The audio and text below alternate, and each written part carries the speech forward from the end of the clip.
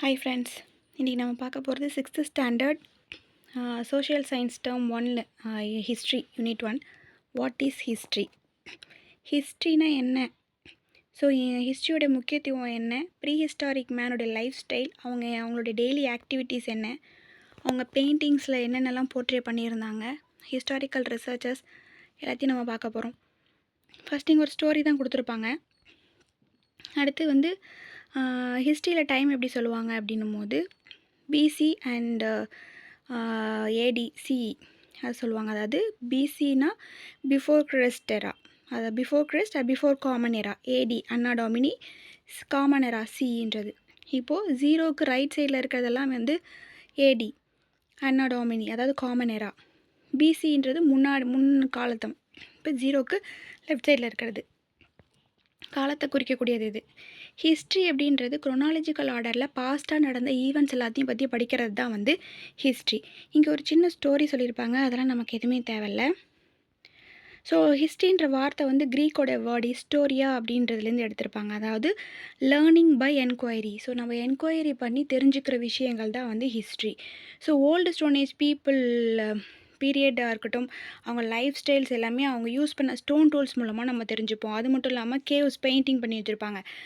Ancient பீரியடில் people எல்லாம் குகையில் வாழ்ந்து அங்கே இருக்கக்கூடிய பாறைகளில் பெயிண்டிங்ஸ் எல்லாம் வரைஞ்சி வச்சுருப்பாங்க. அதுக்கு பேர் தான் ராக் பெயிண்டிங்.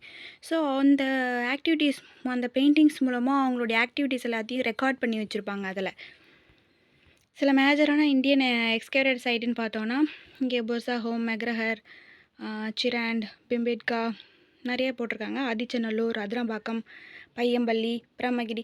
இதில் இப்போ பேலியோலித்திக்ன்றது ஓல்டு ஸ்டோனேஜ், நியோலித்திக்ன்றது நியூ ஸ்டோனேஜ், பிரான்ஸ் ஏஜ், அடுத்து அயன் ஏஜ். பிரான்ஸ் யூஸ் பண்ணது, அயன் வந்தது கண்டுபிடிச்ச ஏஜ். ஸோ நமக்கு ஹண்டிங் பண்ணுவாங்கன்னு தெரியும். அந்த ஹண்டிங் ஸ்டைலெல்லாம் வந்து ராக் பெயிண்டிங்ஸ், கேவ்ஸோடைய வால்ஸ்லலாம் வந்து பெயிண்டிங் மூலமாக வரைஞ்சி வச்சுருப்பாங்க.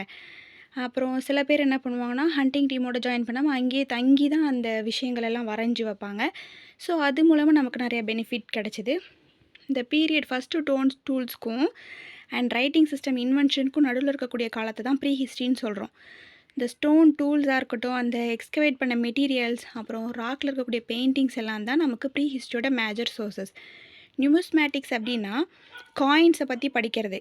எபிகிராஃபி அப்படின்னா இன்ஸ்கிரிப்ஷன் பற்றி படிக்கிறது. அடுத்து பார்த்திங்கன்னா நமக்கு ஹிஸ்ட்ரியோட சோர்ஸஸ் எங்கேருந்தெல்லாம் கிடச்சிது அப்படின்ற விஷயங்கள். இல்லை ஆர்கியாலஜிக்கல் சோர்ஸஸ் அப்படின்னு எடுத்துக்கிட்டோன்னா ஆர்டிஃபேக்ட்ஸு, இன்ஸ்கிரிப்ஷனு, மானுமெண்ட்ஸு. இப்போ ஆர்டிஃபேக்ட்ஸ்ன்னு பார்த்தோம் அப்படின்னா அவங்களுடைய பானை, அவங்க பொம்மைகள், டூல்ஸு, அவங்க யூஸ் பண்ண ஆர்னமெண்ட்ஸ், அது மூலயமா காயின்ஸு. அப்புறம் மானுமெண்ட்ஸ்னால் அவங்க கட்டி வச்ச palace, fort, temples, stupas and monasteries. இன்ஸ்கிரிப்ஷன்னா ராக் எடிக்ட்ஸு, டெம்பிளோடைய வாலில் இன்ஸ்கிரிப்ட் பண்ணுறது, மெட்டல் பில்லர், காப்பர் பிளேட்டு, இந்த மாதிரி விஷயங்கள் எல்லாமே ஆர்கியாலஜிக்கல் சோர்ஸ்ன்னு சொல்லுவோம். அடுத்து இதுவே வந்து லிட்ரரி சோர்சஸ் அப்படின்னா செக்குலர் அண்ட் ரிலீஜியஸ்ன்னு இருக்குது. செக்குலர் அப்படின்னா எபிக்ஸ், போயம்ஸ், அப்புறம் இல்லைனா வந்து ஃபாரின் ட்ராவலர்ஸுடைய அக்கௌண்ட்ஸு, இல்லைனா இந்தியன் ஆத்தர்ஸுடைய ஒர்க்ஸு, ஃபோக் சாங்ஸ், பேலட்ஸ் மூலமாக வர்றது செக்குலர். ரிலீஜியஸ் அப்படின்னா எபிக்ஸு, டிவோஷனல் சொல்லுவோம். எபிக்ஸ்னால் ராமாயண மகாபாரதா எபிக்ஸு, டிவோஷனல்னால் தேவாரம், 4000 திவ்ய பிரபந்தம், திருவாசகம், இந்த விஷயங்கள்லாம். இது மூலயமா லிட்ரரி சோர்சஸ். இந்த சோர்சஸ் மூலயமா தான் நமக்கு ஹிஸ்ட்ரியை நிறைய தெரிஞ்சுக்க முடியும். அடுத்து மைட்டி எம்பரர் அசோகா பற்றி படிக்க போகிறோம். த மோஸ்ட் ஃபேமஸ் ரூலர் சொல்லுவாங்க ஏன்ஷியன்ட் இந்தியாவில் அசோகா. இவருடைய பீரியடில் புத்திசம் வந்து நிறைய ஏஷியாவுடைய பல பகுதிகளுக்கு வந்து ஸ்ப்ரெட் ஆச்சு. அசோகா வந்து கலிங்கா வார் மூலயமா நிறைய பேர் இறந்துட்டாங்க. அதை பார்த்ததுக்கப்புறம் அவருக்கு ரொம்ப வருத்தப்பட்டு இந்த வாரெல்லாம் இனிமேல் விட்டுடணும்னு சொல்லிட்டு அவர் புத்திசம் தழுவ ஆரம்பித்து அவரோட முழு லைஃப்பையுமே வந்து அமைதி அண்ட் தர்மாவை ஸ்ப்ரெட் பண்ணணும் அந்த மெசேஜன்றதுக்காகவே வாழ்ந்தார். இவரோட சர்வீஸ் பார்த்தோம் அப்படின்னா மக்கள் எல்லோரும் நல்லா இருக்கணும் அப்படின்றது தான். ஸோ இவர் தான் ஃபஸ்ட்டு ரூலர். ஜெயிச்சதுக்கப்புறம் வாரெல்லாம் விட்டு கொடுத்த ஒருத்தவர். அண்ட் அது மட்டும் இல்லாமல் அனிமல்ஸ்க்காக ஹாஸ்பிட்டல் கட்டினவர் அண்ட் ரோடு போட்டவர் ஃபஸ்ட்டு. அசோக சக்ரா 24 ஸ்போக்ஸ் இருக்கும் பாருங்கள் நம்ம நேஷ்னல் ஃப்ளாகு. அது வந்து இவருடைய அசோகாவுடைய சாரநாத் பில்லர்லேருந்துலாம் எடுத்திருப்பாங்க. இவர் ரொம்ப கிரேட்டாக இருந்தாலும் இவரோட கிரேட்னஸ் வந்து 19th செஞ்சுரி வரைக்கும் நமக்கு தெரியாமல் தான் இருந்தது. சில பேரோட material evidence, William Jones, James Prinsep and Alexander Cunningham, இவரெல்லாம் எம்பரர் அசோகாவுடைய கிரேட்னஸை, அவங்களுடைய மெட்டீரியல் எவிடன்ஸை கொடுத்ததுக்கப்புறம் தான் நமக்கு வெளில தெரிய ஆரம்பித்தார். இந்த அக்கௌண்ட்ஸ் பேஸ் பண்ணி தான் இப்போ சார்லஸ் ஆலன் என்றவர் the church for the India's last emperor அப்படின்னு ஒரு புக் எழுதியிருக்காரு. அதில் அசோகா பற்றின தெளிவான ஒரு எழுதியிருப்பார். நிறைய ரிசர்ச்சஸ்க்கு அப்புறம் தான் அசோகாவுடைய க்ளோரியாஸான ரூலே வெளிச்சத்துக்கு கொண்டு வந்தாங்க. இந்த இன்ஸ்கிரிப்ஷன்ஸ் பார்த்தோம் அப்படின்னா ராக்ஸில் இருக்கும். ஸ்டான்ச்சி ஜுப்பா, அப்புறம் சாரநாத் பில்லர், இது எல்லாமே வந்து அசோகாவுடைய கிரேட்னஸை நம்ம தெரிஞ்சுக்கிறதுக்கு உலகத்துக்கு கொண்டு வந்தது. இதுதான் சாஞ்சி ஸ்டூப்பா. அடுத்து ப்ரோட்டோ ஹிஸ்ட்ரி அப்படின்றது வந்து பீரியட் ரைட்டிங் பீரியடு.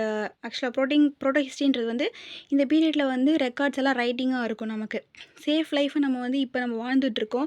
பட் நம்மளோட ஆன்சிஸ்டர்ஸ் எல்லாருமே சேஃப் என்விரான்மெண்ட்டில் வாழலை. அவங்க எல்லாமே வந்து வைல்ட் அனிமல்ஸ் அவங்க வாழக்கூடிய குகைக்குள்ளே வந்துடக்கூடிய சான்சஸ் நிறையா இருந்ததுனால அவங்க ரியலைஸ் பண்ணாங்க டாக் மோப்ப சக்தி நிறையா இருக்குது.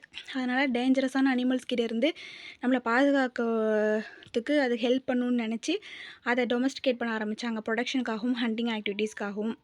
அதுக்கப்புறம் நம்ம இன்ஸ்கிரிப்ஷன், மானுமெண்ட்ஸ், காப்பர் பிளேட், அப்புறம் ஃபாரினர்ஸோடைய accounts, foreign travellers, folk tales, இதெல்லாம் தான் நம்மளுடைய ஹிஸ்ட்ரியை ரீகன்ஸ்ட்ரக்ட் பண்ணுறதுக்கு ஒரு முக்கியமான ரோலாக இருந்தது. Summary: prehistory people lifestyle, stone tools, rock painting, fossils, சில எக்ஸ்கவேட் மெட்டீரியல் மூலமாக நம்ம அண்டர்ஸ்டாண்ட் பண்ணிக்கிட்டோம். ப்ரோட்டோ ஹிஸ்ட்ரின்றது வந்து ப்ரீ ஹிஸ்ட்ரிக்கும் நடுவில் உள்ள காலம். அண்ட் இயர்லி ஹியூமன்ஸ் எல்லாம் வந்து டாகை வந்து டொமஸ்டிகேட் பண்ணாங்க. எதுக்காக? Production and hunting activities. Emperor Ashoka வந்து பீஸ் அண்ட் தர்மா பாத்தை ஃபாலோ பண்ணார். அசோகா சக்கரா 24 ஸ்போக்ஸ் இருக்குது நம்ம நேஷனல் ஃப்ளாகில். எங்கேருந்து எடுத்தாங்கன்னா சாரநாத் பில்லர் ஆஃப் அசோகா. அப்புறம் கிளாஸ் ரிசோர்ஸ்னால் என்ன, இதெல்லாம் பார்த்துக்கோங்க. நெக்ஸ்ட் எக்ஸசைசஸ் போவோம். Choose the correct answer. What was the step taken by the early man to collect his food? என்ன பண்ணாங்க அவங்க ஃபுட்டை கலெக்ட் பண்ணுறதுக்காக? ஹண்டிங். அடுத்து மேட்ச் ஸ்டேட்மெண்ட் அண்ட் ரீசன் கொடுத்துருக்காங்க. ப்ரீ ஹிஸ்டரிக் மேன் வந்து went along with dog for hunting. ஏன்னா dog வந்து வித் இஸ் ஸ்னிஃபிங் பவர், அதுக்கு மோப்ப சக்தி அதிகம் இருக்கும். So would find out other animals. ரெண்டுமே கரெக்ட். ஸ்டேட்மெண்ட் ரெண்டுமே correct. Next, the object used by early man are excavated, they are preserve to know the life state of people. Find out the following is. இது object early man's excavate பண்ணி எங்கே preserve பண்ணாங்க? Museum. Next, find out the wrong pair. Old ஸ்டோனேஜ்ன்றது stone tools right. Rock பெயிண்டிங்கிறது கேவ்ஸோடைய வால்ஸில் வரைஞ்சாங்க. Copper பிளேட்டுன்றது வந்து ஹிஸ்ட்ரி சோர்ஸு. கேட்டுன்றது ஃபஸ்ட் டொமஸ்டிகேட் பண்ணாங்கன்னா ராங், அங்கே டாக் வரும். Next find the odd one. Paintings வந்து ராக்ஸ்லையும் கேவ்ஸ்லையும் வரைஞ்சாங்க. இந்த பெயிண்டிங் ஹண்டிங் சீன்ஸை வெளிப்படுத்துச்சு. அண்ட் அது மட்டும் இல்லாமல் it was Tran to show his family members about hunting, அதையும் சொல்லியிருந்தாங்க. பெயிண்டிங்ஸ் வந்து நிறைய கலர்ஸ் யூஸ் பண்ணி பெயிண்ட் பண்ணியிருந்தாங்க அப்படின்றது தப்பு. Next fill in the blanks. The oldest stone age man எங்கே மோஸ்ட்டாக வாழ்ந்தாங்கன்னும் போது குகையில் தான் வாழ்ந்தாங்க. அடுத்தது எது ஃபாதர் ஆஃப் ஹிஸ்ட்ரினா proto history. Dash animal tame by பார்த்தா டாக். இன்ஸ்கிரிப்ஷன்ஸ் எல்லாமே ஒரு ஆர்கியாலஜிக்கல் சோர்சஸ். அசோகா சக்கராவில் மொத்தம் 24 ஸ்போக்ஸ் இருக்கும். Next true or false. Stone tools belonging to old stone age have been excavated Athirampakkam near சென்னைன்றது right. Next, material used by ancient people are preserved in museum by archaeology டிபார்ட்மெண்ட்ன்றது right. Period of Ashoka Buddhism வந்து spread ஆச்சுன்றதும் right. Match the following. Rock painting எதுக்காக? Life style understand பண்ணிக்காக. Written record copper plate. Ashoka most famous king. Religious literatures Thevaram. Okay, இதோட இந்த unit முடிஞ்சது. நம்ம next வீடியோவில் நெக்ஸ்ட் லெசன் பார்க்கலாம். தேங்க்யூ. இந்த வீடியோ பிடிச்சா லைக் பண்ணுங்கள், ஷேர் பண்ணுங்கள், மறக்காமல் சப்ஸ்கிரைப் பண்ணுங்கள். தேங்க்யூ.